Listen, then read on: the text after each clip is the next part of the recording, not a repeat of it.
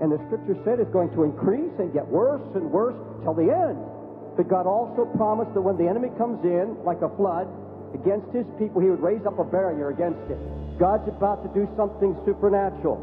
He's made a commitment to our generation. He's not about to lose this generation to the devil. First of all, God is going to take inventory and find out who belongs to Him. Separate from Babylon. And now separate yourself from the spirit of this age. He's looking for a holy people, righteous, having laid every sin down. God said, if you get away from every influence from the north, the spirit of this age, if you'll forsake Babylon, forsake everything unlike Christ, become totally devoted to Him, sigh and cry of the abominations of the land, then I'm going to do something for you. I'm going to be a wall of fire around you.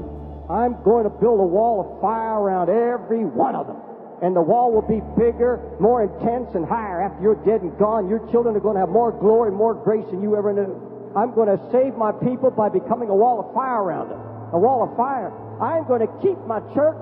I'm going to keep my people. I'm going to keep my servants by becoming a wall of fire around them. For I, saith the Lord, will be unto her, the church, a wall of fire round about, and will be the glory in the midst of her. For our God is a consuming fire. God's going to raise up holier people than He's ever had in all history. There's going to be a more righteous people, a more holy people, a people more devoted than any other generation. And everything outside of that circle is no concern of yours and mine anymore. Here's a people surrounded, protected by a wall of fire. A wall of fire.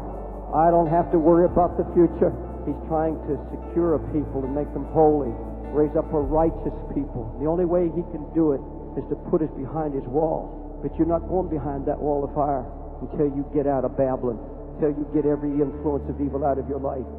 Jesus, I lay it down here and now. I'm walking out of this place purged and consumed by the fire of God.